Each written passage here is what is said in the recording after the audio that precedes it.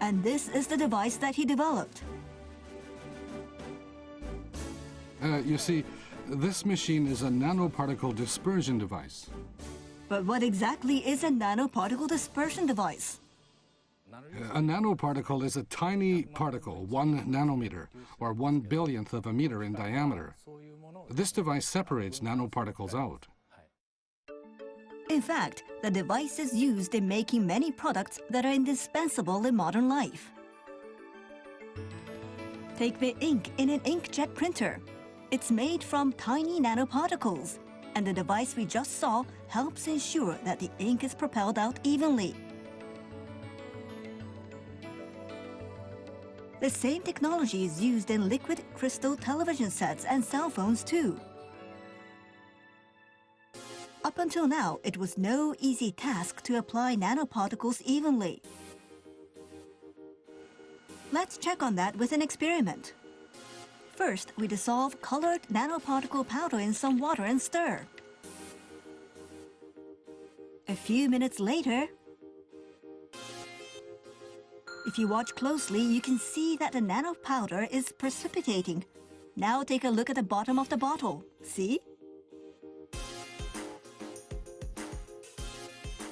In fact, nanoparticles have a tendency to clump together, called agglomeration. For that reason, to be able to apply them evenly, each and every particle needs to be dispersed. So how did the Takumi's device meet that challenge?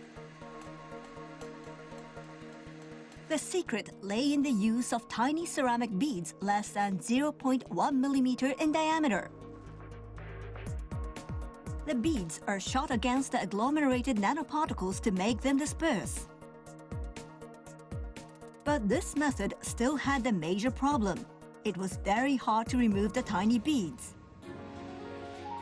It was then that Inkiet thought of incorporating a centrifuge in his device. The agglomerated nanoparticles and the beads spin inside the container. The beads collide with the nanoparticles and disperse them. The beads, which are heavier in mass, spin outward due to the centrifugal force and collect on the edges.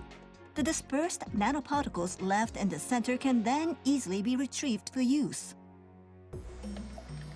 Now let's see the device in action.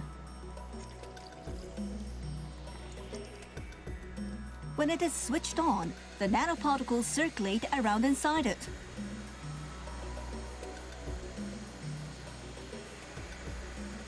After 1 hour,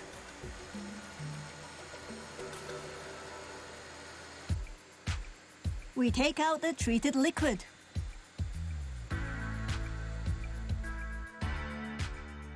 The difference between the original liquid and the one treated with the Takumi's device is obvious. The device has evenly dispersed the nanoparticles, turning the liquid into a clear fluid.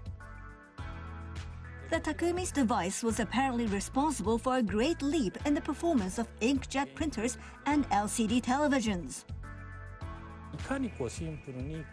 It's all about achieving simplicity in making a high-performance product. I'd say that's my policy as an engineer. Of course, the more simply it's made, the lower the costs, and that makes our customers very happy too.